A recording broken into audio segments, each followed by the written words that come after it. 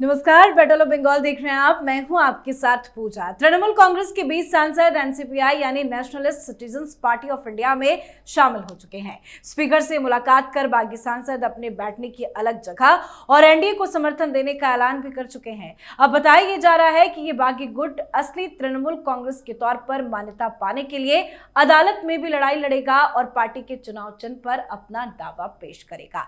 तो बंगाल में ममता की टीएमसी कैसे अलग थलग हो गई है, ममता अभिषेक के खेमे में क्या कुछ चल रहा है, आज इस पर चर्चा करेंगे। पर एक्शन तो जबरदस्त बंगाल में हो रहा है और अभिषेक बनर्जी जांच एजेंसियों की रडार पर आ गए हैं। सीआईडी हो या ईडी, अभिषेक जांच एजेंसियों के चक्कर लगा रहे हैं। घंटों घंटों अभिषेक से पूछताछ हो रही है। फर्जी हस्ताक्षर में एक्शन तेजी से हो रहा है और शिक्षक भर्ती घोटाले मामले में भी ईडी ने अभिषेक पर शिकंजा कस दिया है। तो किस तरह ताबड़तोड़ एक्शन जारी है, इस पर भी पूरी डिटेल्स आपको देंगे। चर्चा के लिए मेरे साथ स्टूडियो में मौजूद है कैपिटल टीवी के editor in chief doctor Manish Kumar और एग्जीक्यूटिव एडिटर राजीव जी। सर, आप दोनों का बहुत बहुत स्वागत है। धन्यवाद। सर, क्या कुछ चल रहा है, बताइए। जा रहा है कि जुलाई में ये जो भी बागी सांसद है वो पार्टी और चुनाव चिन्ह पर भी दावा बोलेंगे। देखिए, ये सारी चीजें तो लग रहा है कि प्री प्लान तरीके से पहले ही सब कुछ तय कर लिया गया। ये 19 सांसदों ने साइन किया तारीख 18 तारीख, ऑलमोस्ट एक महीना होने वाला है। ये जो सिग्नेचर हुआ है वो 18 तारीख को किया गया और ये परसों दिल्ली आकर के ओम बिरला साहब को बता रहे हैं कि भाई अब हम एनसीपीआई में जाएंगे। क्यों जाएंगे? क्योंकि उससे पहले कई सारे वकीलों और भूपेंद्र यादव के घर में बैठक बुलाई गई।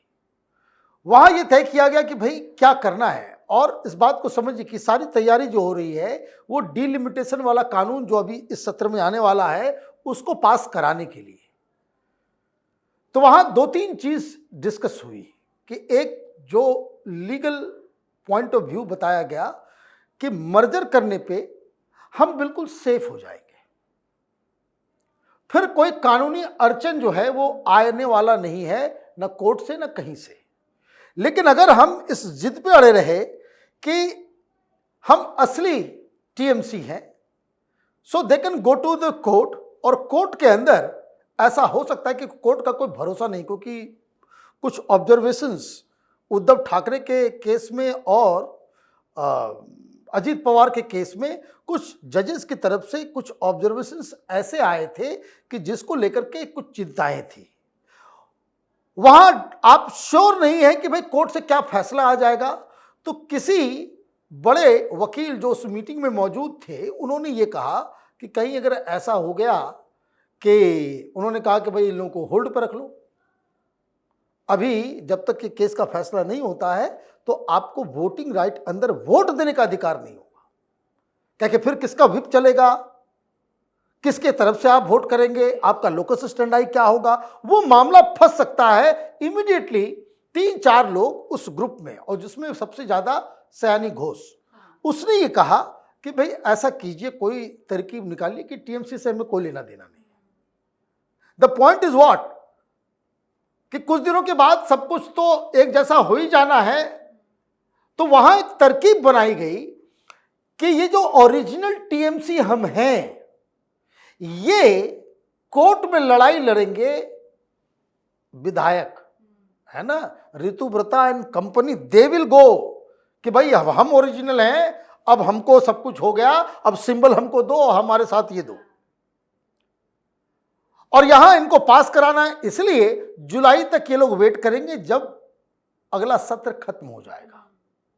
तो इसलिए ये स्ट्रेटजी बनाई गई।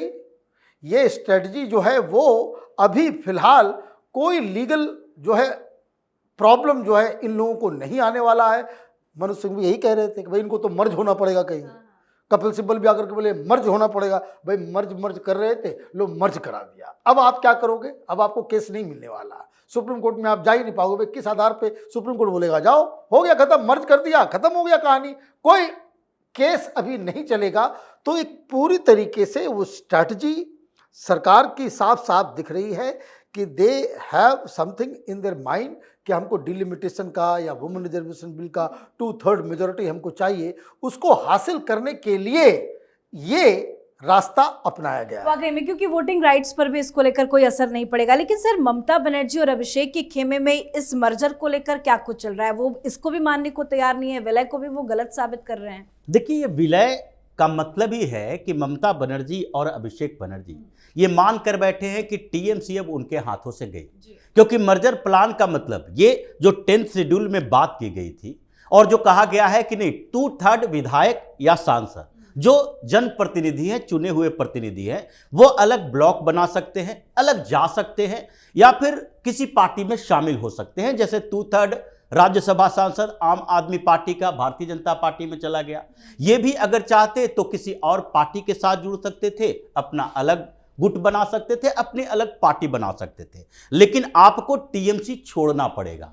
लेकिन वही 10th शेड्यूल के पैरा 4 उसमें साफ तौर पर लिखा है कि अगर कोई पार्टी का 2/3 जनप्रतिनिधि, विधायक और सांसद, ये लोग अगर चाहें और रिटेन में इनके पास उन लोगों का समर्थन हो तो पूरी पार्टी का विलय किसी और पार्टी में कर सकते हैं। अब टीएमसी का विलय कहां हो गया? एनसीपीआई में। अब टीएमसी रही ही नहीं, और उस टीएमसी को बचाए रखने के लिए अब अभिषेक बनर्जी, ममता बनर्जी को कोर्ट जाना पड़ेगा कि हम टीएमसी हैं। अब आप टीएमसी नहीं हैं, आपको यह तय करना पड़ेगा।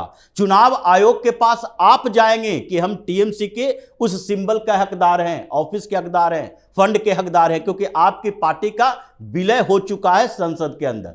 अब ऐसी स्थिति पैदा कर दी है कि पहले विलय की प्रक्रिया, उसके बाद टीएमसी पर दावेदारी।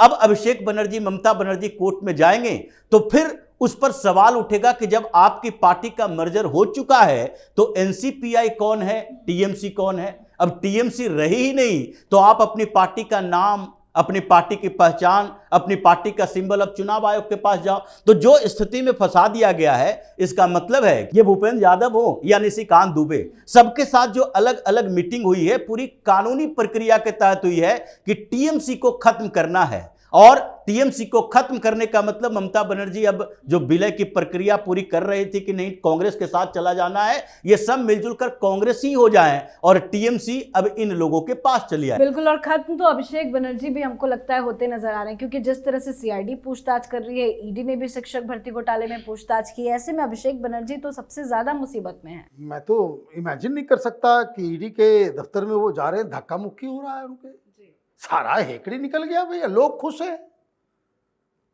वो चिल्ला रहे हैं रिपोर्टर्स कि धक्का दे दिया अभिषेक बनर्जी को। ये दहशत था। जब अंडे पड़ गए तो धक्का कौन सी बड़ी? और जब अंडे पड़ गए, और अंडे वाले में तो इंडी गठबंधन की बैठक में लोग मजाक कर रहे थे कि चोट लगा क्या आपको अंडे से।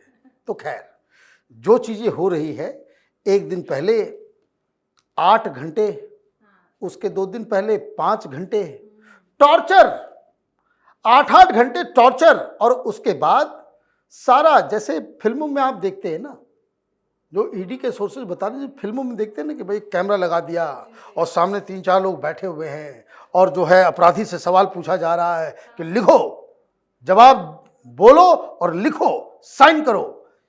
इस तरीके से टॉर्चर हुआ है, वो इस तरीके से टॉर्चर हुआ है। अभी उसको होना चाहिए दिल्ली, अभी पार्टी बचाने के लिए काम करना चाहिए, और मालूम चल रहा है कि वहां आप एक अलग जंजाल में फंस गए हैं। लेकिन अभी तो ये शुरुआत है, अभी तो एक ही ईडी के पास तो पहला केस है, अभी दर्जनों केस आने वाले हैं, दर्जनों केस।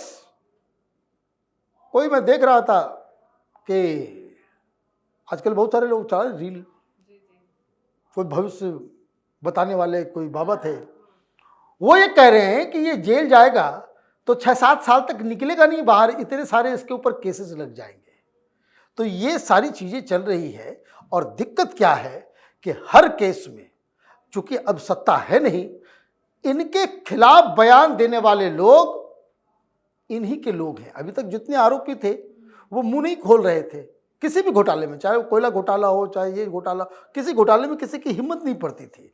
अभी इनके खिलाफ इनके ही लोग सबूत देने में जुटे हुए। सर, आपने वो देखा जहांगीर खान का वीडियो? इसके पहले हाफ पैंट में परेड कराई गई, अब वो हाथ जोड़ते हुए। अच्छा कि आपने याद दिला दिया।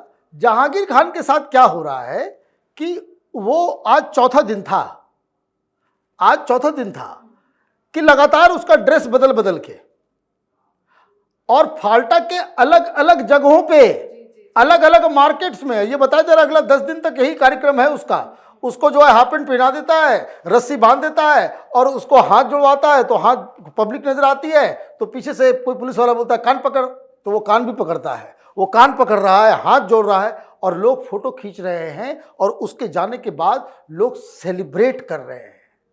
ये अभिषेक बनर्जी का so called Diamond Harbour model का सबसे बड़ा लेफ्टिनेंट हुआ करता था, और ये हालत उसकी हो गई है। बिल्कुल सर, जिस तरह से कार्रवाई हो रही है, चाहे वो सीआईडी कर रही हो, क्योंकि फर्जी हस्ताक्षर मामला भी बड़ा हो चुका है, मदन मित्रा भी अब इसमें सवालों जवाब के घेरे में आ गए हैं, और अभिषेक बनर्जी से इतनी लंबी लंबी पूछताछ चल रही है। एक बार फिर से उनको बुलाया गया इस मामले में, चाहे वो शिक्षक भर्ती घोटाले का मसला हो, ये जितने सारे केसेस अभिषेक बनर्जी के खिलाफ चल रहे हैं और बड़ी जल्दी जल्दी पेशी हो रही है, क्या आने वाले वक्त में यहाँ बहुत जल्द अभिषेक बनर्जी गिरफ्तार भी हो सकते हैं? देखिए, लगता तो यही है, जिस तरीके से ईडी और सीआईडी दोनों इंक्वायरी के स्तर पर आगे बढ़ रही है, इसका मतलब है कि जो पहले से ईडी के ऊपर दबाव था, कोलकाता रेंज के ईडी के डायरेक्टर का ट्रांसफर इसी बात के लिए हो गया था कि आप पोस्टमैन की भूमिका निभा रहे हो, आप कोर्ट में जाते हो, हाई कोर्ट में जाते हो। जस्टिस अमृता सिन्हा ये बार बार फटकार लगा रहे थे कि नहीं,